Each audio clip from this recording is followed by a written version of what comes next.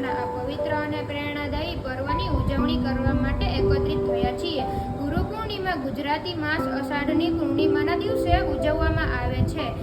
ભારતીય સંસ્કૃતિમાં ગુરુનું સ્થાન ભગવાન કરતાં પણ ઊંચું માનવામાં આવ્યું છે.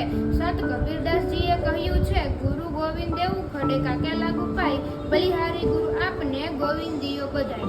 અર્થાત જો ભગવાન અને ગુરુ બંને સામે ઊભા હોય તો સૌ પ્રથમ પ્રણામ ગુરુને કરવા જોઈએ, કારણ કે ભગવાન સુધી પહોંચવાનો સાચો માર્ગ ગુરુ જ બતાવે છે.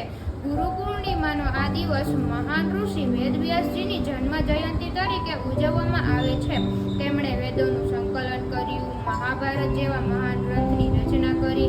આથી આ દિવસને વ્યાસ પૂર્ણિમા તરીકે પણ ઓળખવામાં આવે છે. મિત્રો, આધુનિક યુગમાં પણ શિક્ષકોનું યોગદાન અમૂલ્ય છે. તેઓ આપણામાં આત્મવિશ્વાસ ઉપજાવે છે, મુશ્કેલીઓનો સામનો કરવાનું શીખવે છે અને સારા નાગરિક બનવા માટે પ્રેરણા આપે છે.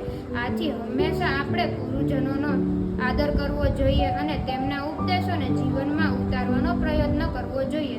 ગુરુ માત્ર શાળાના શિક્ષક નથી. આપણા જીવનમાં જે કોઈ વ્યક્તિ આપણને સાચું જ્ઞાન આપે, યોગ્ય માર્ગદર્શન આપે, ખરાબ માર્ગોથી બચાવે અને સારા કર્મો કરવા માટે પ્રેરણા આપે, તે દરેક વ્યક્તિ આપણા ગુરુ જ છે. માતા પિતા આપણા પ્રથમ ગુરુ છે. ત્યારબાદ શિક્ષકો, વડીલો, સમાજ અને અનુભવો પણ ગુરુ બની જાય છે. આજે આપણે જે કંઈ શીખીએ છીએ તે ભવિષ્યમાં આપણા જીવનનો આધાર બની જાય છે. દરેક સફળ વ્યક્તિની પાછળ કોઈને કોઈ ગુરુનું માર્ગદર્શન જરૂર હોય છે. આધુનિક યુગમાં ટેકનોલોજી ખૂબ આગળ વધી ગઈ છે.